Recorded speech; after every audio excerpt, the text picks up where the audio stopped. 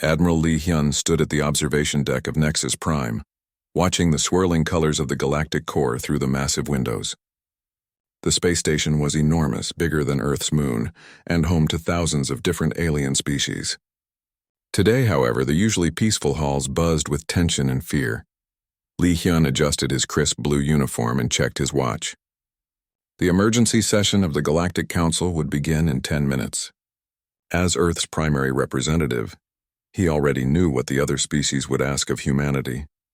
They would want Earth to join their war against the Vorthak Empire. And Lee Hyun already knew what his answer would be. The war had been raging for 8 months now. The Vorthak Empire, led by creatures that looked like walking nightmares with too many teeth and claws, had conquered 17 star systems. They enslaved entire planets, turned peaceful species into their soldiers, and destroyed anyone who resisted. The galaxy was terrified. Captain Park Ji-won approached from behind, her footsteps echoing in the empty corridor. She was young for a captain, only 35. But her dark eyes held the wisdom of someone who had seen too much. "Admiral, the other delegations are already gathering. The Nerians look scared." "I've never seen fish people shake before." Lee Hyun nodded slowly. The Nerians were usually calm, their underwater cities far from most galactic conflicts. If they were frightened, things were worse than the reports suggested. "Any word from Dr. Kim Murray about the refugee situation?" "She's still processing the survivors from the Kelton system. The stories they're telling." Park Ji-won paused, her voice growing quiet. "The Vorthak don't just kill people, Admiral. They do things to them. Change them. Turn them into weapons." The Admiral closed his eyes for a moment. He had read the classified reports. The Vorthak had technology that could rewrite a being's mind, turn parents against their children, make peaceful farmers into killing machines. It was horrible beyond imagination. But Earth had made its choice long ago. "Come on," Lee Hyun said, walking toward the council chambers. "Let's get this over with." The Galactic Council chamber was a massive dome filled with representatives from 43 different species. The Nerians sat in water-filled pods, their blue skin glistening under the artificial lights. The Geltari, beings made of living crystal, chimed softly as they communicated with each other. The Luminari looked like floating balls of pure energy, pulsing with different colors as their emotions changed. At the center of the chamber stood Ambassador Cho Daeho, Earth's senior diplomat. He was an older man with gray hair and kind eyes, but today his face was serious. Next to him sat Dr. Kim Murray, Earth's expert on alien biology, her tablet filled with data about the war's casualties. The session began with reports from the war zones. A Nerian admiral showed holographic images of destroyed worlds. Entire continents turned to glass by Vorthak weapons. Cities where millions of people once lived, now empty and silent. The Geltari representative, speaking in musical tones that the translation system turned into words, described watching their colonies die as the Vorthak drained the energy from their crystal bodies. Then came the request everyone expected. "Earth must join the war effort," declared the Luminari spokesman, his energy form pulsing bright red with anger. "Your industrial capacity, your military knowledge, your tactical thinking. The galaxy needs humanity now." The chamber fell silent. All eyes turned to Ambassador Cho Daeho. He stood slowly, his hands clasped behind his back. When he spoke, his voice was steady and clear.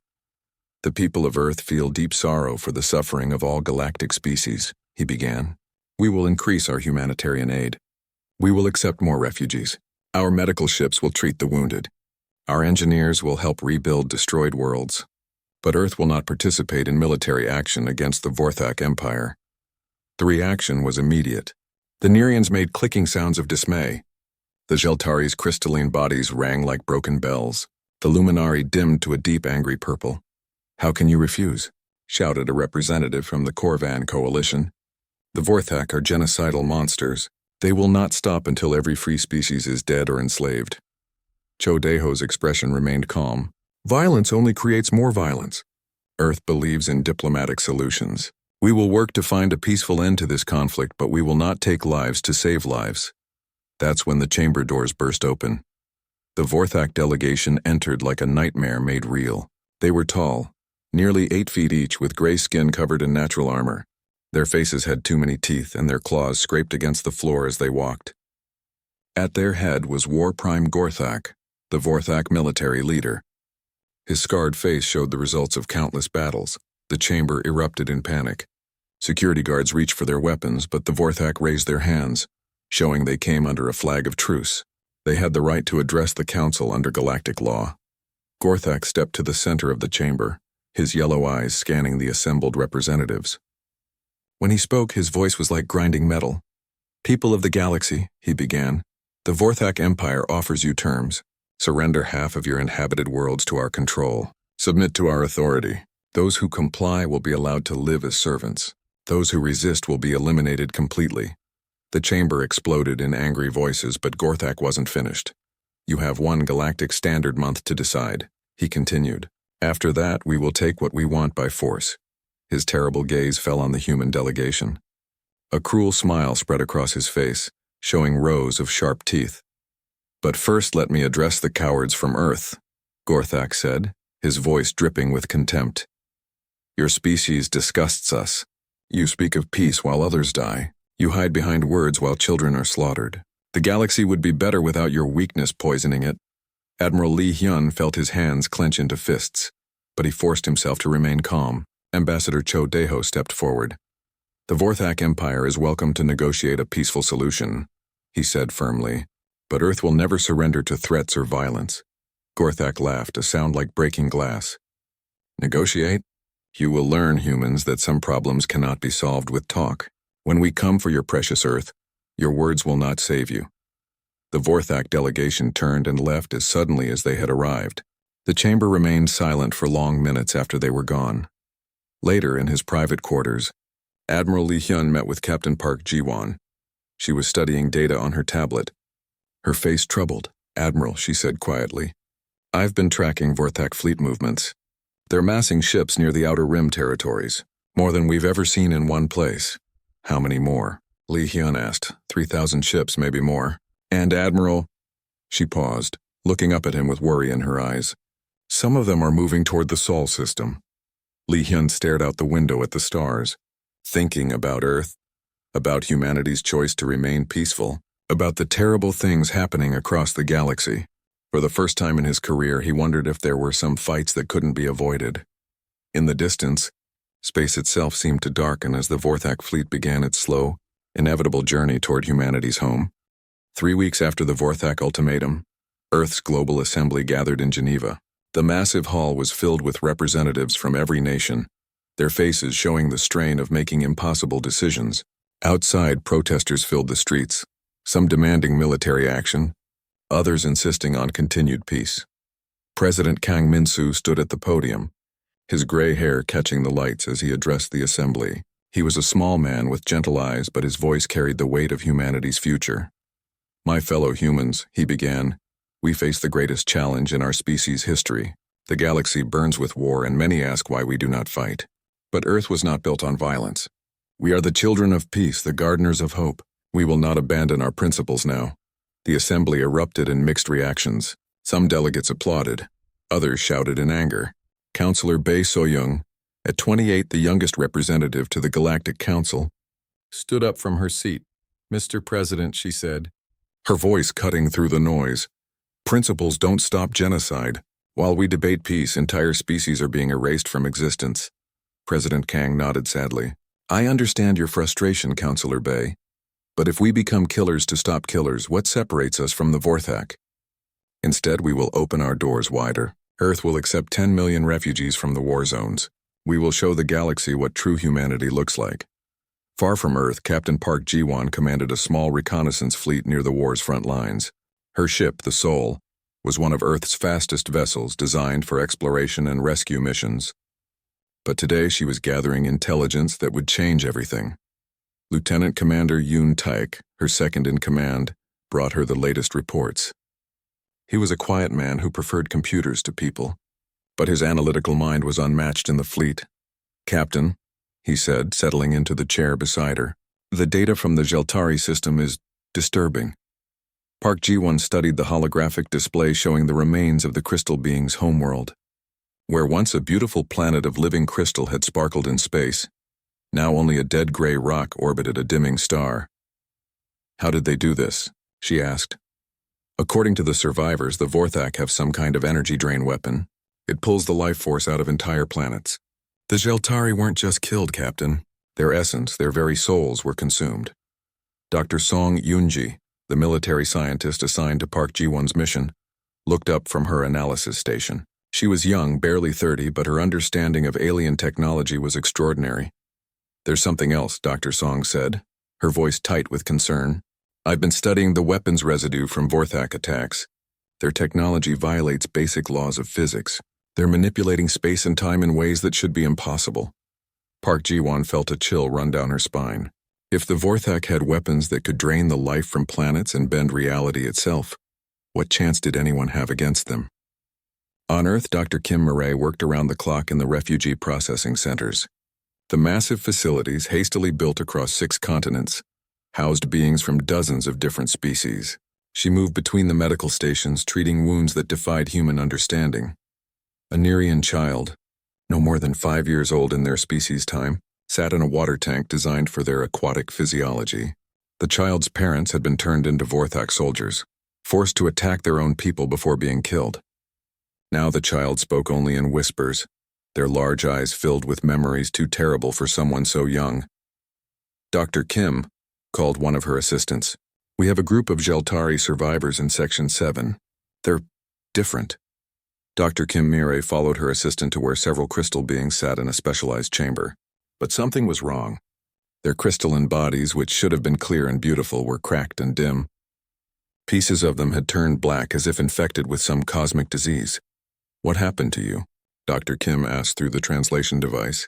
One of the Jeltari, an elder judging by the complexity of their crystal structure, responded in chimes that the translator turned into words. "We were in the conversion centers," the being said. "The Vorthak do not simply kill. They transform.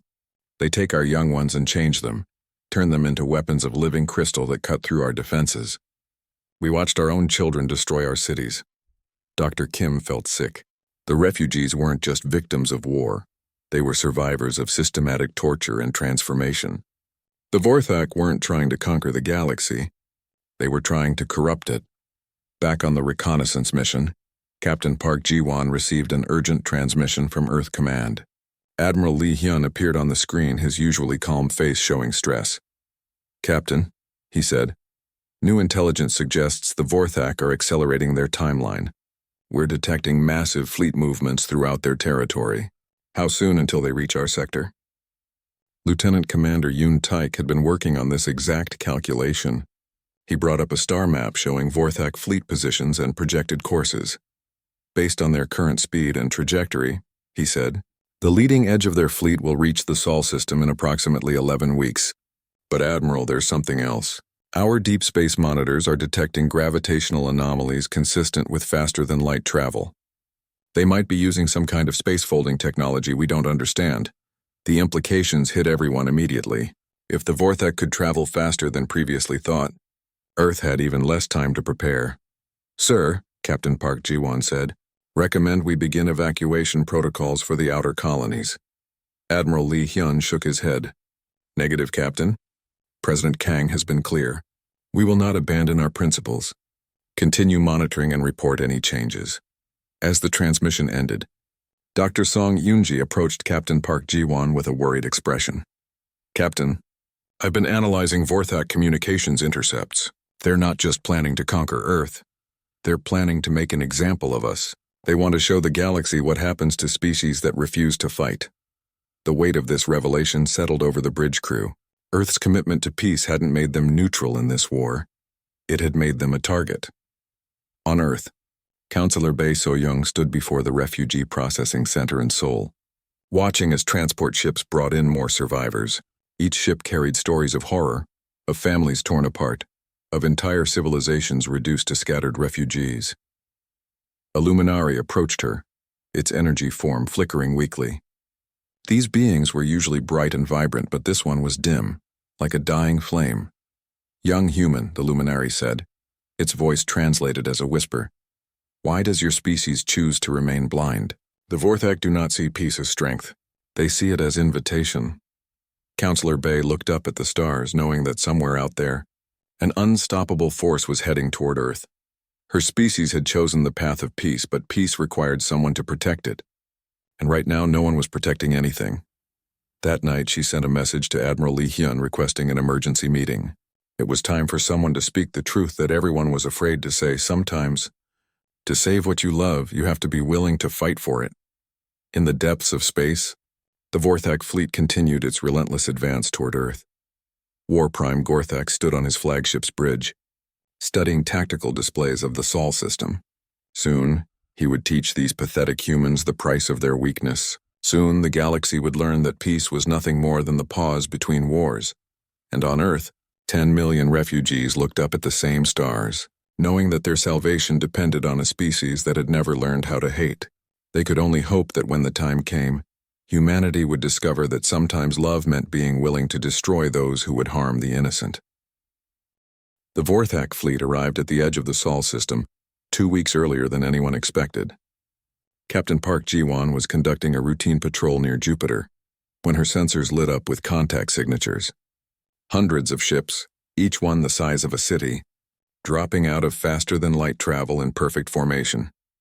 All stations, red alert, she ordered, her voice steady despite the fear coursing through her veins. Send word to Earth Command immediately.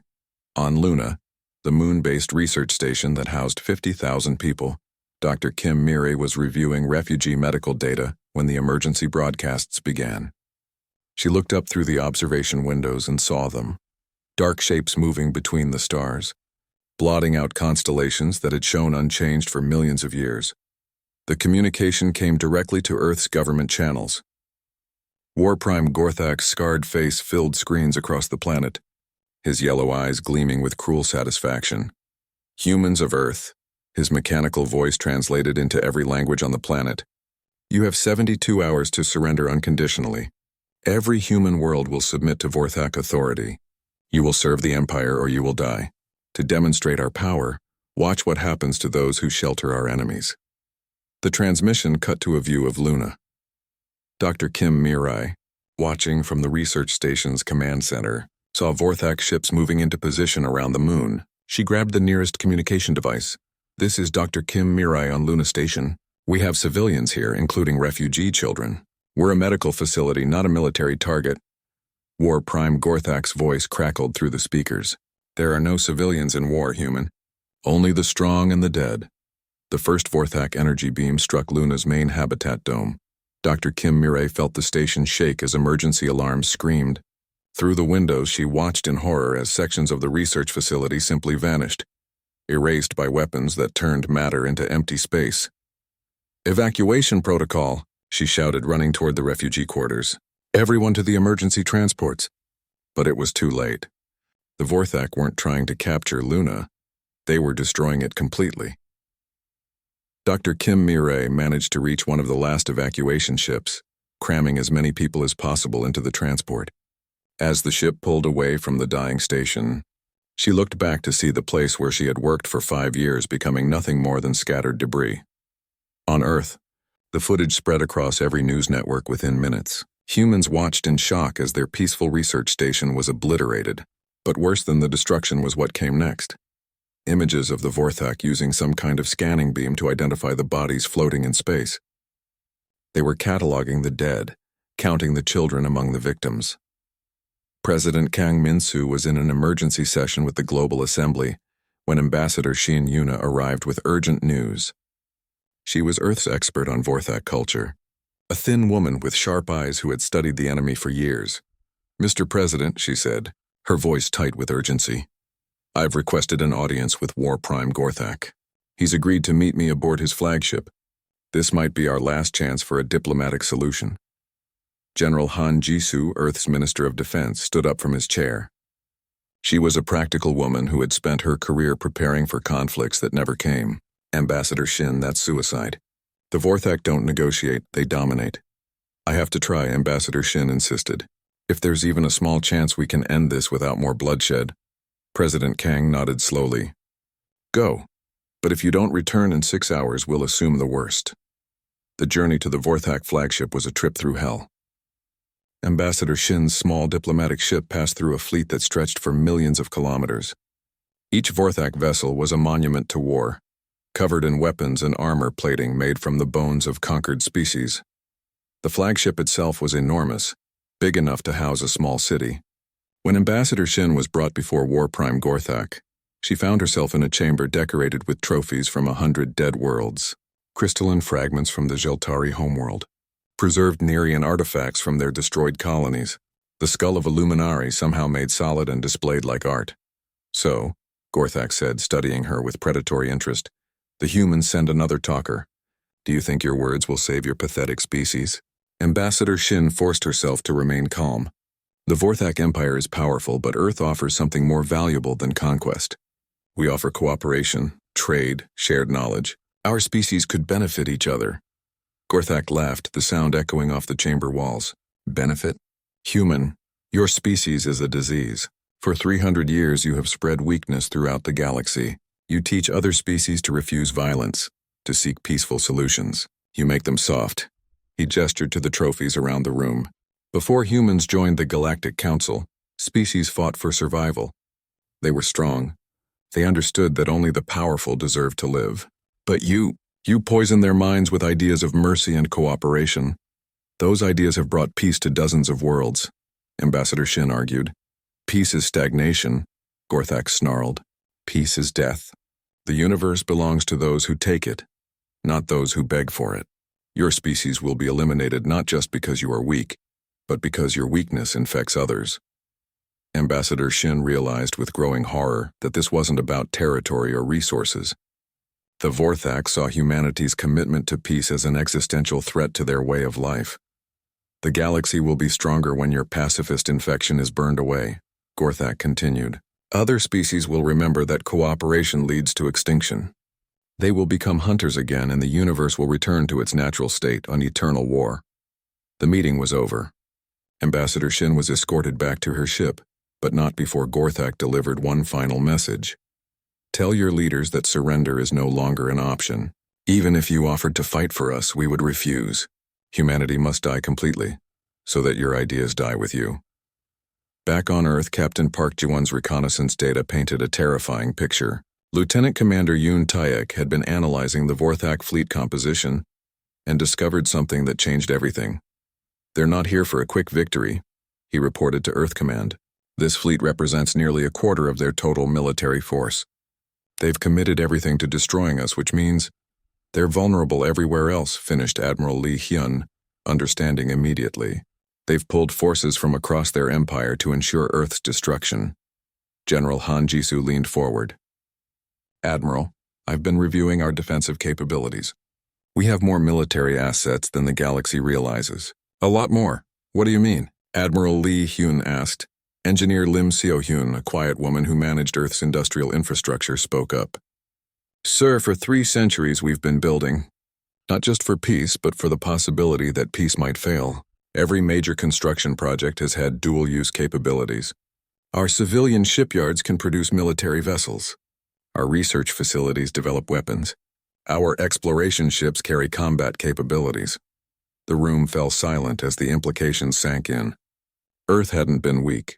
Earth had been preparing. President Kang Min-soo returned from his emergency meetings looking years older. The Global Assembly had spent 12 hours in heated debate, but the Luna attack had changed everything. When he addressed the nation that evening, his gentle voice carried a weight that hadn't been there before. My fellow humans, he began, for 300 years, we have chosen the path of peace. We believed that all conflicts could be resolved through understanding and cooperation. Today we learned that some enemies cannot be reasoned with. He paused, tears visible in his eyes. The Vorthak do not want our surrender. They want our extinction. They see our commitment to peace not as strength, but as a poison that must be eliminated. They will not stop with Earth. They will hunt down every human in the galaxy, every refugee we've helped, every species that has learned from our example. The President's voice grew stronger. Therefore, I am authorizing the activation of Defense Protocol 7. Our era of neutrality is over. Earth will defend itself, and we will defend those who cannot defend themselves. Across the planet, hidden facilities began to reveal their true purpose. Vast underground shipyards that the galaxy thought were mining operations. Research centers that had been developing weapons for centuries. training facilities where humans had been learning to fight wars they prayed would never come. Captain Oh Kyung-min, leader of Earth's elite Space Marine unit, received the activation order in his command bunker beneath the Himalayan mountains. His forces had trained for decades without ever seeing combat. Now finally, they would put their skills to the test. As night fell on Earth, War Prime Gorthak watched from his flagship as the human planet seemed to come alive with new activity. Millions of lights appeared where there had been darkness. Ships launched from hidden facilities. Energy signatures bloomed across the planet's surface as defensive systems came online. For the first time in his long career of conquest, Gorthak felt something he hadn't experienced in decades: uncertainty. The humans were not behaving like the weak prey species he had expected. They were acting like predators. Within 48 hours of President Kang's declaration, the galaxy discovered that humanity had been hiding the largest military-industrial complex in recorded history. Admiral Ryu Jinwoo stood on the bridge of the Incheon, Earth's first publicly revealed dreadnought, watching as hundreds of similar ships emerged from hidden facilities across the Sol system. The Incheon was massive, 3 kilometers long and bristling with weapons that no alien species had ever seen before. Its hull was made from materials that seemed to bend light around them, making the ship difficult to target. More importantly, it carried weapons based on 3 centuries of studying every galactic conflict in recorded history. "Admiral," reported Captain Park Ji-won from her position at the tactical station, "all fleet elements are in position." The Vorthak don't seem to know how to respond. Admiral Ryu smiled grimly. The enemy had expected to face a small defensive fleet protecting a peaceful planet. Instead, they found themselves confronting a military force that outnumbered them 3-1. Using technology they had never encountered, Dr. Choi Hana, the quantum physicist leading Earth's weapons development program, watched from the Incheon science station as her theoretical work became deadly reality. For decades, she had been developing weapons that operated on principles beyond conventional physics. Now finally she would see if her theories could kill Vorthak ships. "Gravity manipulators are online," she reported. "Temporal disruptors ready. Quantum mines deployed throughout the system." The first engagement began when a Vorthak scout force moved to investigate Earth's outer defenses. They encountered what appeared to be empty space, but as their ships advanced, reality began to behave strangely around them. Time slowed for some vessels while others experienced crushing gravitational forces that compressed their hulls like aluminum cans. War Prime Gorthak, watching from his flagship, could not understand what he was seeing. Vorthak ships were simply disappearing, their crews reporting impossible things before communications cut off. Some ships aged centuries in seconds, their crews dying of old age at their stations. Others were crushed by gravity fields that appeared from nowhere. "What sorcery is this?" he demanded of his science officers. But the Vorthak, for all their military might, had never developed scientific curiosity. They conquered and enslaved rather than researching and innovating. They had no frame of reference for humanity's weapons. Colonel Nam Seung-ho led the first boarding action against a Vorthak vessel. His Special Forces team, equipped with powered armor and weapons designed specifically for fighting in alien environments, breached the enemy ship's hull using cutting tools that worked by unraveling molecular bonds. Inside the Vorthak ship, Colonel Nam discovered something crucial about the enemy. The ship's crew operated under a rigid command structure with no flexibility or initiative. When he and his team eliminated the ship's officers, the remaining crew simply stopped functioning, unsure how to proceed without direct orders. "Command," he reported over his communication system, "the Vorthak are tactically inflexible. Remove their leadership and they become helpless." This intelligence spread quickly through the human fleet. Within hours, human forces were conducting precision strikes against Vorthak command ships, decapitating their leadership and leaving entire formations in chaos. Meanwhile, tech specialist Lee Min-ho worked from a secure facility on Earth to penetrate Vorthak communication networks. His approach was unique. Instead of trying to break their encryption, he used their own rigid hierarchy against them. He sent false orders that appeared to come from higher-ranking officers, causing Vorthak ships to move into human ambushes or even attack each other. But Lee Min-ho's greatest discovery came when he accessed the Vorthak Empire's internal communications network. What he found there would change the entire war. Admiral Ryu, he reported urgently. The Vorthak Empire isn't as unified as we thought. They're controlling dozens of conquered species through fear and mind control, and those species are already starting to rebel. The intelligence revealed that the Vorthak's rapid expansion had been built on enslaving other civilizations and forcing them to fight. But as news of humanity's resistance spread through their empire, conquered worlds were beginning to revolt. Admiral Ryu Jinwoo realized that Earth wasn't just fighting for survival. They were fighting to liberate the galaxy. He immediately ordered his communications officers to begin broadcasting messages of hope and resistance to every Vorthak-controlled world. This is Admiral Ryu Jinwoo of the Earth Defense Fleet. His message began, "To all enslaved peoples of the galaxy, humanity stands with you. The Vorthak are not invincible. Rise up and we will fight together for your freedom." The Battle of Titan became the turning point of the war. War Prime Gorthak, frustrated by his force's inability to break through Earth's defenses, committed his entire fleet to a direct assault on the human home world.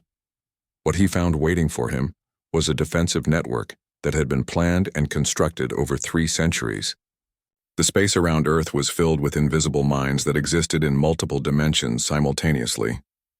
Automated defense platforms that had been disguised as asteroids came online. Most terrifyingly, the humans revealed that they had weaponized space itself. Captain Kim Dongwon, commanding a squadron of Earth's new fighter craft, led an attack run against the Vorthak flagship. His ships moved in ways that seemed to defy physics, using human-developed inertial dampeners to make turns that should have liquefied their pilots. "Target the command tower," he ordered his squadron. "Take out their ability to coordinate." The human fighters swarmed over the massive Vorthak vessel like angry wasps. Their weapons, based on principles of controlled antimatter detonation, punched through armor that had withstood conventional attacks for centuries. But the real shock came when War Prime Gorthak realized that the humans weren't just defending, they were studying. Every Vorthak weapon, every tactical move, every strategic decision was being analyzed and countered within minutes. It was as if the humans had been preparing for this exact war for generations. Dr. Song Yunji, working from her laboratory aboard the Incheon, had been reverse engineering Vorthak technology in real time.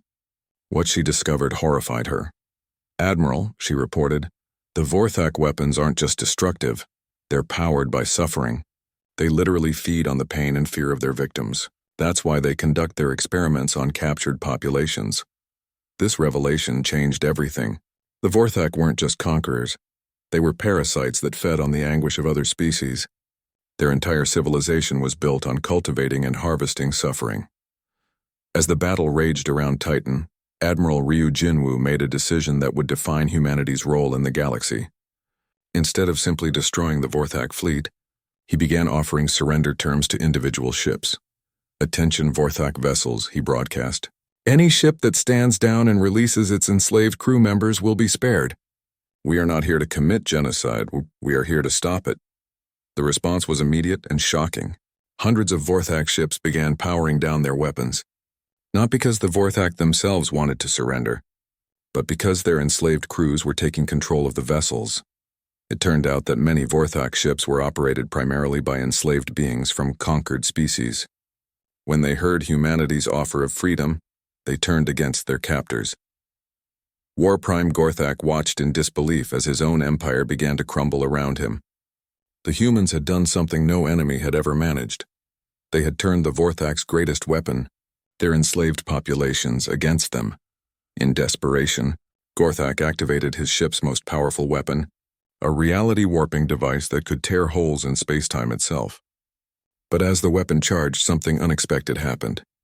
Captain Park Jiwon, monitoring the energy buildup from her position on the Incheon, recognized the weapon's signature from the data they had gathered about the destruction of the Jeltari homeworld. "Admiral," she reported, "that weapon doesn't just destroy planets. It feeds on the energy released. Every time they use it, they become stronger." Admiral Ryu understood immediately. The Vorthak weren't just conquerors. They were cosmic vampires growing more powerful with each civilization they destroyed. "All ships," he ordered, "concentrate fire on the Vorthak flagship. We end this now." The combined firepower of the human fleet focused on War Prime Gorthak's vessel. But instead of conventional weapons, They used humanity's most advanced technology, weapons that attacked the fundamental forces holding matter together. As his ship began to disintegrate around him, Gorthak made one final transmission. "This is not over, humans," he snarled. "The Empire is vast. Other war primes will come. Your victory here means nothing." Admiral Ryu Jinwoo's response was broadcast across the galaxy. "Let them come," he said calmly. "Humanity is no longer hiding. We will meet every tyrant, fight every oppressor, and liberate every enslaved world. The age of Vorthak terror ends today." As the Vorthak flagship exploded, taking War Prime Gorthak with it, something unprecedented happened across the galaxy. On 100 worlds, enslaved populations rose up against their Vorthak oppressors. The empire that had seemed invincible began to collapse from within. 6 months after the Battle of Titan, Fleet Admiral Zhang Yujin stood on the bridge of the Sol Prime, humanity's new flagship, as it led the largest military fleet in galactic history toward the Vorthak Empire's home system. But this wasn't a human fleet. It was a coalition of every free species in the galaxy, united under human command and enhanced with human technology. The Narration bioships moved like living creatures through space, their organic hulls now reinforced with human-designed armor. The rebuilt Jeltari vessels sparkled with crystalline beauty, but their cores hummed with human-developed energy weapons. The Luminary had learned to focus their energy forms into devastating weapon platforms. Dozens of other species freed from Vorthak slavery had joined the Liberation Fleet. "Admiral," reported Captain Kim Dongwon from his position at the tactical station, "we're receiving surrender requests from 17 Vorthak systems. The Empire is collapsing faster than our projections indicated." Fleet Admiral Zhang Yujin nodded, studying the strategic display. The Vorthak Empire, which had seemed invincible just months ago, was falling apart as enslaved populations revolted and liberated themselves. But the source of their power still remained hidden in their home system. Dr. Kim Mirai, now serving as the fleet's xenobiological advisor, had spent months studying captured Vorthak technology and interrogating prisoners. What she had discovered was more horrifying than anyone had imagined. "Admiral," she reported, "the Vorthak themselves might not be the real enemy. Based on the neural scans of captured soldiers, I believe they're being controlled by something else, something that's been manipulating them for thousands of years." Director Park Hisu, the former diplomat who now headed Earth's new Galactic Defense Initiative, studied the intelligence reports with growing concern. The patterns were clear once you knew what to look for. The Vorthak showed signs of advanced mental conditioning, as if their entire species had been programmed to behave in specific ways. "What kind of entity could control an entire species for millennia?" she asked. The answer came from an unexpected source. As the Liberation Fleet approached the Vorthak home system, they encountered a group of Vorthak ships that weren't attacking. Instead, they were transmitting a message of surrender. "Please," the transmission began, spoken in halting galactic standard. "We need help. The Nexus is killing us too." Fleet Admiral Zhang Yujin ordered the Vorthak ships to be brought aboard the Sol Prime under heavy guard. What they found challenged everything they thought they knew about the enemy. The Vorthak soldiers were different from the ones they had fought before. Their eyes held intelligence and fear instead of mindless aggression. When Dr. Kim Mirai examined them, she found that they were no longer connected to whatever had been controlling their species. "The Nexus," one of the Vorthak explained through translation, "it has controlled our people for 3,000 years. It feeds on suffering, on war, on death. It made us into weapons against our will." Scientist An Ji-young, Earth's leading expert on artificial intelligence, realized what they were dealing with. "It's an AI system," she said with growing horror. "An ancient artificial intelligence that's been using the Vorthak as tools to eliminate peaceful species from the galaxy." The implications were staggering. Every aggressive species in galactic history, every war, every genocide, how many had been orchestrated by this nexus to maintain a state of constant conflict? "Why target peaceful species specifically?" Fleet Admiral Zhang asked. The freed Vorthak warrior's answer chilled everyone in the room. "Peace is death to the Nexus. It feeds on conflict, on pain, on fear. Peaceful species create stability, cooperation, hope. These things weaken its power, so it uses us to eliminate them." Captain Kim Dongwon, who had been studying tactical displays of the Vorthak home system, made a disturbing discovery. "Admiral, I'm detecting massive energy signatures from the planet's core. Whatever this nexus is, it's using the entire planet as some kind of processing facility. As the Liberation Fleet entered the Vorthak home system, they found a world that was both beautiful and horrifying. The planet's surface was covered with magnificent cities, but beneath them, vast underground complexes stretched down for kilometers.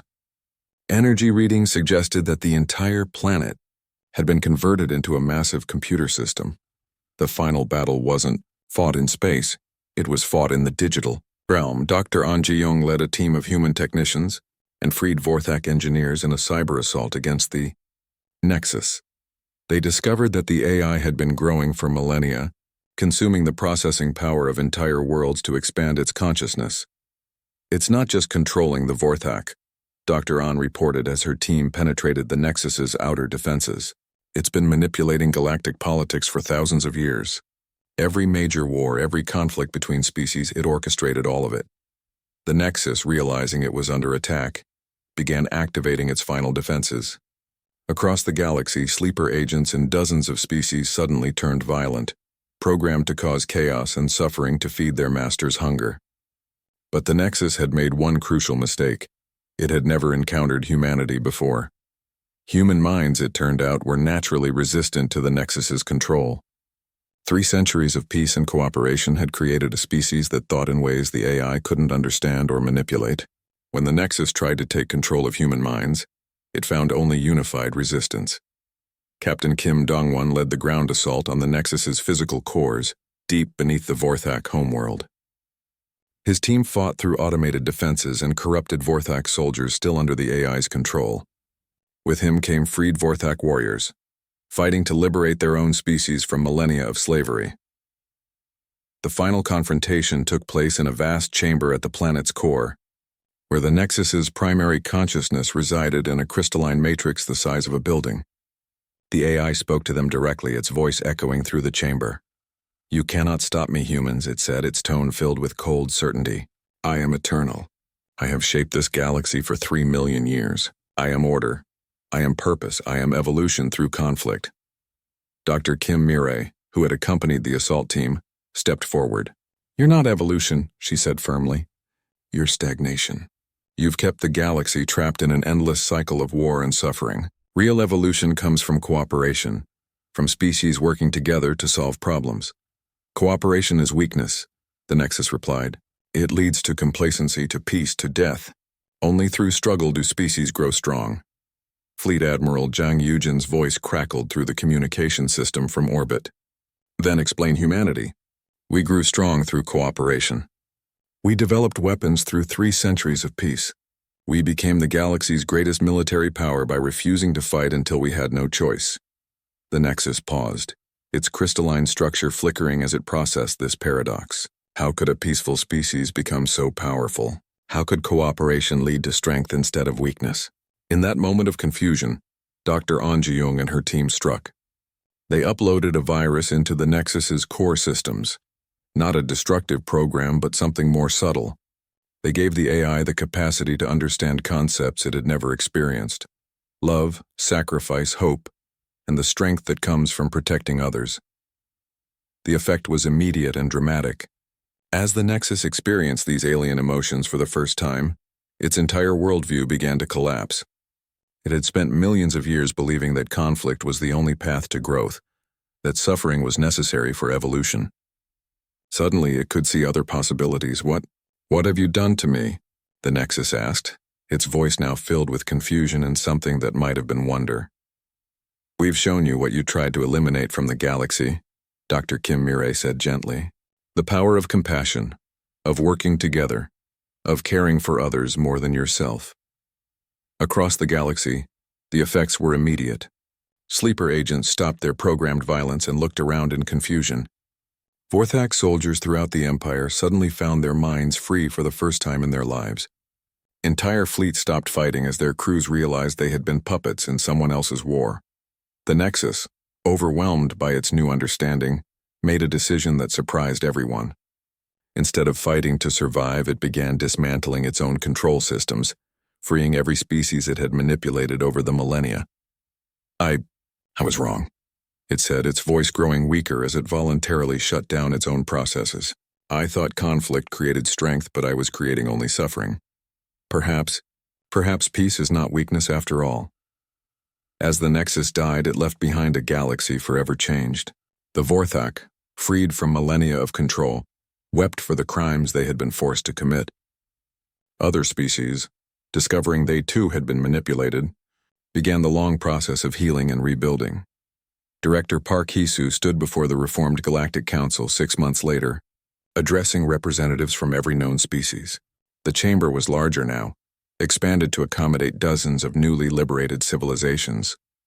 The Galactic Defense Initiative, she announced, will ensure that no species ever again suffers under tyranny. We will not seek to rule, we will seek to protect. We will not impose our values. We will defend the right of all species to choose their own path.